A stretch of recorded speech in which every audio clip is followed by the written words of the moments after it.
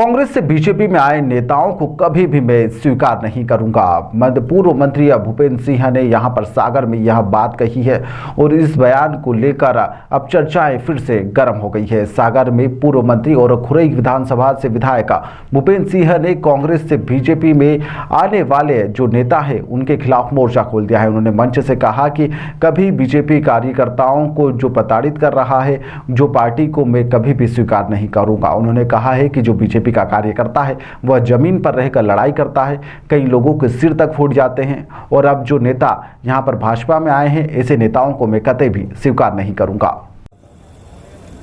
खुरई के अंदर खुरई के लोगों से पूछो आप, इतना आतंक, अन्याय और अत्याचार था खुरई के अंदर कि भारतीय जनता पार्टी का कोई कार्यकर्ता पार्षद का फॉर्म नहीं भर सकता, सरपंच का फॉर्म नहीं भर सकता, विधायक का फॉर्म भरने के लिए लोग डरते थे। और मेरा कोई प्लान नहीं था कि मुझे खुरई विधानसभा से चुनाव लड़ना था, तो सुर्खी से लड़ता था। फिर सांसद बन गया, सांसद था और पार्टी ने मुझसे कहा कि नहीं, सांसद रहते हुए मुझसे कहा कि आपको खुरई से लड़ना है। तो हमने कहा कि हमारी कोई तैयारी नहीं है खुरई से लड़ने की, पर पार्टी ने कहा कि नहीं, पार्टी के लिए लड़ना है, लोकसभा तो बाद में होगा, अगर परिणाम गड़बड़ भी होगा तो इसके बाद लोकसभा तो आपको लड़ना ही है। लड़े और ईश्वर की कृपा, कार्यकर्ताओं का परिश्रम, जीत गए। तो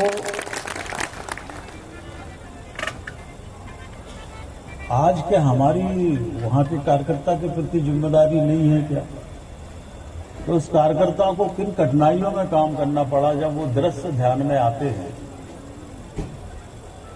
ज्यादा दूर की बात नहीं है, अभी पिछले ही लोकसभा के चुनाव में, राजबहादुर का ही शायद लोकसभा का चुनाव था, कार्यकर्ताओं को पोलिंग बूथ के अंदर घुस के कांग्रेस के लोगों ने पुलिस की उपस्थिति में मारा। लोगों के सिर फट गए, पुलिस खड़ी देखती गई। मतलब जा जाके जैसे जैसे मुझे पता चला तो मैं उठा के गाड़ी में ले जाके अस्पताल में भर्ती कराया। 72 कार्यकर्ताओं को चोटें थी, 72।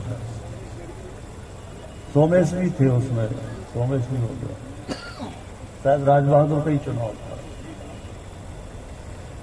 अब कोई कहे कि हम ऐसे लोगों को स्वीकार कर ले पार्टी में, पार्टी करे ना करे, पर मैं कभी स्वीकार नहीं करता।